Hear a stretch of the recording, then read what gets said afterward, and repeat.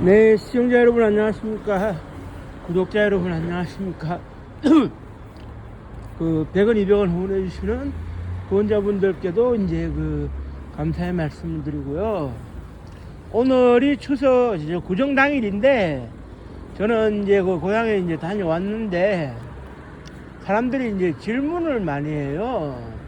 명절 때 이제 지내는 제사를 차례라고 하는데, 차례상에 이제 왜 술을 올리느냐, 이 질문을 좀 하시더라고요. 그래서 이제 제가 간단하게 이제 집에 가는 길에 이제 설명을 남기려고 방송을 켰습니다.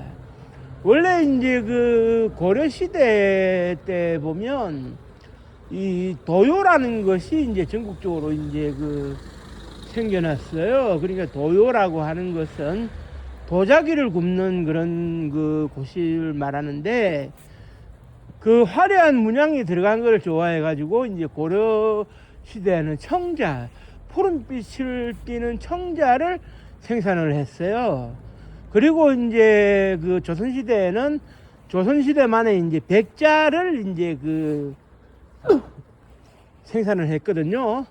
그래 이제 누가 이제 돌아가셨을 때 부장품으로 도자기를 묻어주기도 하는데, 참고로 이 고래장이라는 이렇게 풍습, 70이 넘은 부모님을 산에다가 이제 돌아가시게끔 유도를 한다는 거는 우리 유교예법에는 있을 수 없는 일이고, 일본 사람들이 고려 청자를 도굴해 가지고 가져가기 위해서 퍼뜨린 일종의 유언비어입니다. 그렇기 때문에 제가 따로 다음에 설명을 드리겠습니다만은, 고려장이라는 문화는 없고요.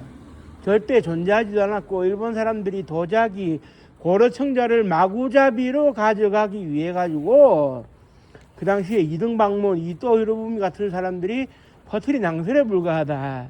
그런데 조선시대에는 은은하면서도 화려함을 추구하진 않았기 때문에 그런 백자, 그러니까 흰 백자를 써가지고 하얀색 이제 자기를 이제 많이 생산했었는데, 이것이 오늘날에 남아있는 거는 100억 넘는 것도 있어요. 크리스티 경매 같은 경우에 우리 도자기나 중국 도자기 같은 경우에 150억에도 팔리고 그러거든요. 저기 상태가 상당히 좋고 감정이 잘 나오는 거는.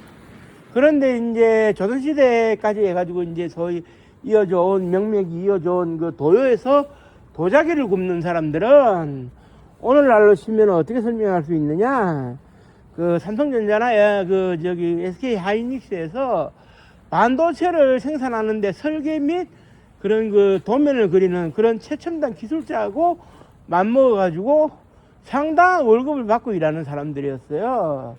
그런데 이제 그 사람들이 생산에는 자기를 바탕으로 해 가지고 이제 차례를 지내는데, 차자가 이제 다자하고 똑같아요, 의미가.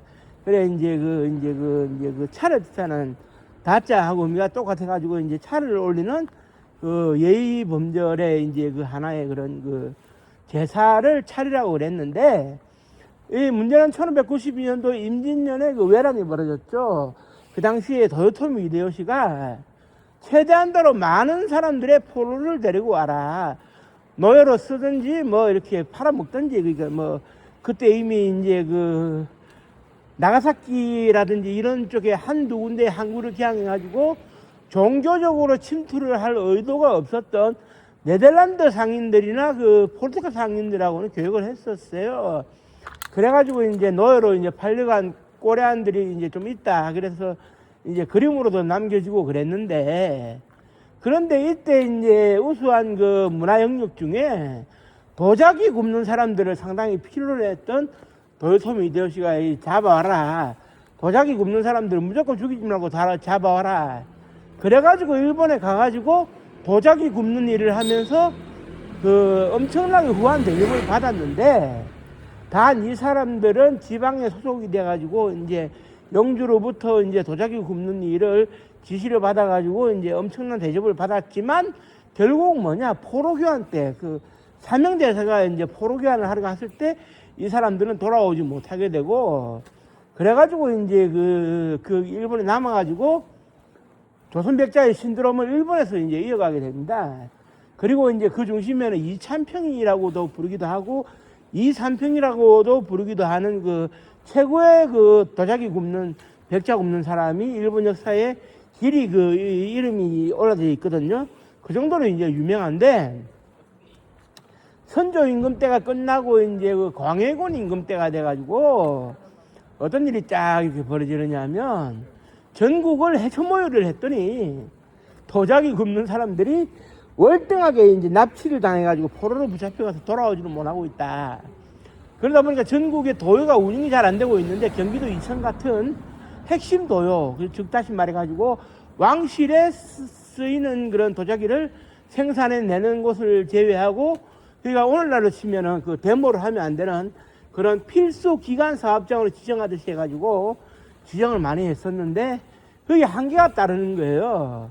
한계가 따르다 보니까 이제 어떻게 되느냐, 차 재배도 많이 부족하지만 닭이, 그러니까 이제 차를 이제 따르고 이제 마시고 하는 컵 같은 주전자 같은 닭이들이 상당히 부족해가지고, 양반집 가문에서도 뭐 돈을 뭐 이렇게 이 상품 통보를 보따리를 갖다 줘야 하나를 살 수 있다더라, 세트를 하나 살 수 있다더라, 이렇게 이제 돼가지고 이제 이걸 어떻게 이제 해결을 했느냐, 조선시대 그 저기 21대 임금인가요? 제가 이제 그 잘 헷갈리는데, 그 숙종 임금, 즉 다시 말해가지고 장희빈과 인현왕후의 권력 안프로 유명했던 숙종 임금 때 와가지고, 오늘날로 치면은 그런 그 뭐냐 했을 때 가정의례 준칙을 배포를 합니다. 우리나라에도 가정의례 준칙이 성균관의 협조를 받아가지고 매년 유포가 되는데, 이거는 100% 지켜야 되는 건 아니었어요. 그런데 이제 조선시대에도 임금이 명령했다고 100% 지켜야 되는 건 아니지만, 임금이 가이드라인을 제시해 주는 거예요. 그러면은 그 가이드라인에 따라 가지고 움직일 수 있게 되는데, 백성들의 그런 그 고단한 심신을 달래주겠다는 가이드라인, 즉 다시 말해가지고 올해 국조 올해의 같은 이런 중요한 그런 그 유교 책자에 보면 차례에 대해 가지고 엄격하게 지켜야 될 것들이 나오겠지만, 그러지는 말아라.